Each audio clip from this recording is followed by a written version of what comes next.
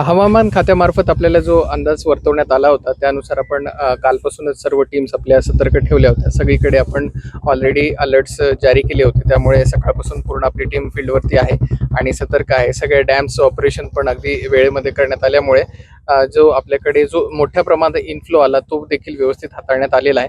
परंतु तरीही पावसाचं प्रमाणच खूप जास्त मोठ्या प्रमाणावरती असल्यामुळे आपल्या काही परिसरामध्ये मोठ्या प्रमाणावरती गावांमध्ये पाणी आल्याचं दिसून येत आहे आणि काही शहरांमध्ये देखील पाणी आल्याचं दिसून येते. त्यामध्ये प्रामुख्याने अमळनेर असेल, पारोळा असेल, पाचोरा असेल, काही भाग मुक्ताईनगरचा असेल आणि शहरी भागातही काही ठिकाणी पाणी आल्याचं आपल्याला दिसून आलेलं आहे.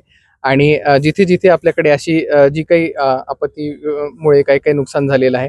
आता आम्ही पारोळ्याच्या देवगावमध्ये आलेलो आहे. माझ्यासोबत आमदार महोदय देखील आहेत. त्यांचं स्वतःचं हे गाव आहे. तर त्याच्यामध्ये काही आपण बघतोय की पूर्ण जी गावामधली काही घरं आहेत ती घरं पण पाण्याखाली गेलेली होती आणि बऱ्याच मोठ्या प्रमाणावरती पशुधनाचं देखील नुकसान झालेलं दिसून येत आहे. जीवितहानी झालेली नाहीये, परंतु वित्तहानी आणि पशुहानी झालेली आपल्याला दिसून येते आहे. त्या सर्वांचे तात्काळ पंचनामे करण्याच्या सूचना दिलेल्या आहेत आणि आताच परत हवामान विभागामार्फत आलेल्या अंदाजाप्रमाणे आणखी रात्रभरात देखील मोठ्या प्रमाणावरती मुसळधार पाऊस पडण्याची शक्यता आहे. तरी माझं सर्व नागरिकांना आवाहन असेल की आपण स्वतःही बाहेर निघू नये. पशुधनाचं नुकसान होऊ नये याच्यासाठी गुरंढोरं देखील व्यवस्थित आपण उंचवट्याच्या ठिकाणी बांधून ठेवावी. पर्यटन स्थळावरती जाऊ नये. लहान मुलांची काळजी घ्यावी, त्यांना इतरत्र जाऊ देऊ नये आणि रात्रभर आपण सतर्क राहावं. पूर्ण प्रशासकीय यंत्रणा ही फील्डवरती आहे. सगळे आपले जे आपत्ती व्यवस्थापन कक्ष आहेत ते अगदी व्यवस्थित काम करत आहेत. तरी माझं सर्वांना आव्हान असेल की आपण सतर्क राहावं आणि तात्काळ प्रशासनाच्या संपर्कामध्ये यावं आणि कुठलीही अनुचित घटना घडणार नाही याच्यासाठी सर्व सतर्कता बाळगा. वसंतनगर गावामध्ये आज सकाळी 5 वाजेच्या सुमारास एक 75 वर्षीय जाधव म्हणून व्यक्ती आहेत. त्यांचा भिंत अंगावरती कोसळून मृत्यू झालेला आहे. तर अशा प्रकारची आपण तिथे तहसीलदार साहेब तात्काळ जाऊन आले आणि त्यांचा पंचनामा पूर्ण देखील केलेला आहे आणि त्यानुसार त्यांना शासकीय मदत तात्काळ देण्यासाठीचा जो प्रपोजल आहे ते पण आपण तयार करून पाठवत आहोत.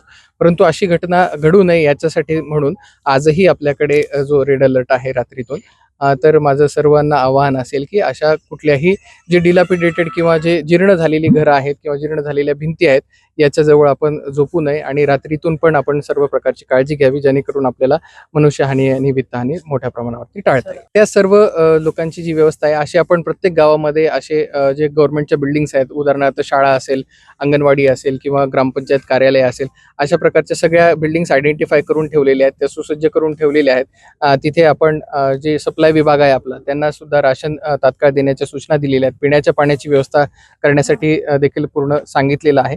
कुठेही अशा प्रकारची काहीही निकट भासत असल्यास आपण जवळील आपले तलाठी असतील, मंडळाधिकारी असतील, तहसीलदार असतील, SDO प्रांताधिकारी किंवा इव्हन कलेक्टर ऑफिसला किंवा माझ्याशी तुम्ही डायरेक्टली संपर्क साधू शकता. अशी जी काही व्यवस्था आपल्याला आवश्यक असेल त्या सर्व व्यवस्था आपण तात्काळ. जवळपास काल रात्रीपासून आणि आज सकाळी पहाटेपासून मुसळधार पाऊस आला. पारोळा तालुका असेल, एरंडोल तालुका असेल, या भागात खूप मोठ्या प्रमाणावरती अतिवृष्टी ही रात्रीतून झालेली आहे आणि अनपेक्षितपणे देवगाव असेल, तामासवाडी असेल, मुंदाने असेल, उंदीरखेडा असेल, या गावांमध्ये 1-2 तासामध्ये शेतकऱ्यांचं होत्याचं नव्हतं झालं. बऱ्याच मोठ्या प्रमाणावर पशुधनाचं देखील नुकसान झालंय. घरांची पडझड झालेली आहे. पूल वगैरे वाहून गेलेले आहेत. बऱ्याच मोठ्या प्रमाणावर इन्फ्रास्ट्रक्चरचं देखील नुकसान झालेलं आहे. शेतीचं जास्त प्रमाणात नुकसान झालेलं आहे. परंतु आदरणीय कलेक्टर महोदय असतील, घुगे साहेब, ते देखील रात्रीपासून आणि सकाळपासून फील्डवर कार्यरत आहेत. सकाळपासून त्यांचा माझा संपर्क हा होतोय आणि मतदारसंघात जिथे जिथे काही अडचण असेल तिथे तिथे आम्ही प्रशासनाशी बोलून आणि व्यक्तिगत मी प्रत्येक गावाच्या नागरिकांशी संपर्क साधून त्याच्यातून मार्ग आपल्याला कसा काढता येईल याचा प्रयत्न आम्ही सर्वजण करत आहोत.